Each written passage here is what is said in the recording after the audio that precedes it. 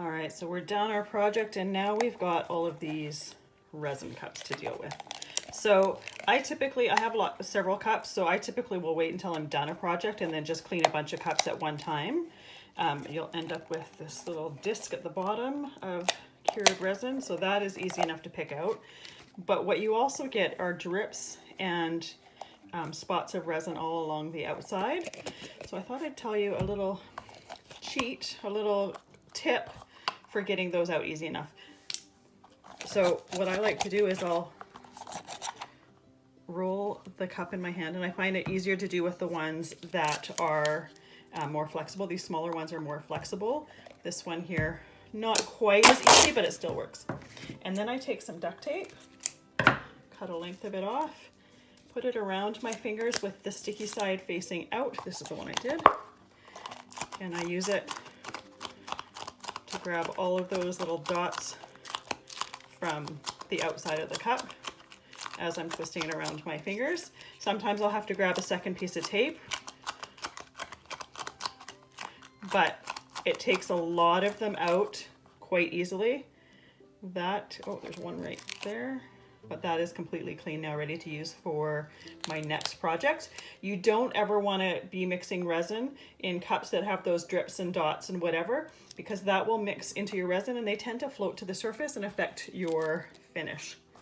So once again, take a little disc out, cut a piece of tape.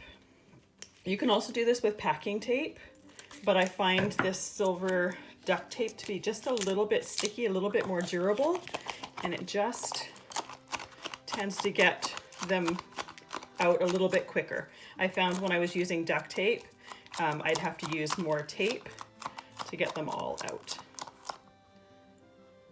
So there we go, there's a couple. And then you can also use that to take them off the outside too, but the outside doesn't affect your resin, so I typically don't worry about those too much. So when it comes to the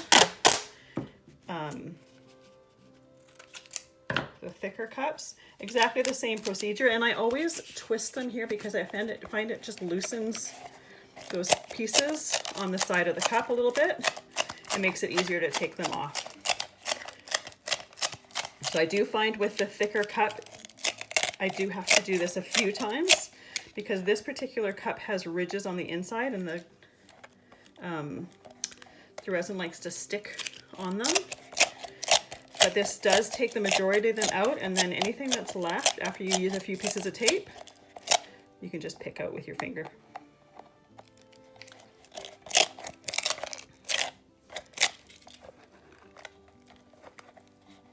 So that one is nearly done. I'll keep working on that one. But yeah, that is a nice, quick, easy way to get the resin off of your tools. If you've used popsicle sticks to stir, I tend to put them aside and let them dry and cure like that, and I'll just keep reusing them until it gets to the point where I can't actually scrape the sides and the bottom of my container easily while I'm stirring it, and then I'll just toss it away. But you can also get ones like these that I use quite regularly. I didn't use them for this class, but they've got a silicone coating, so the resin just picks right off of them. I've already cleaned these ones, so that you can use as well if you want to be able to if you want to be able to clean off your mixing tools. You can use the silicone sticks as well.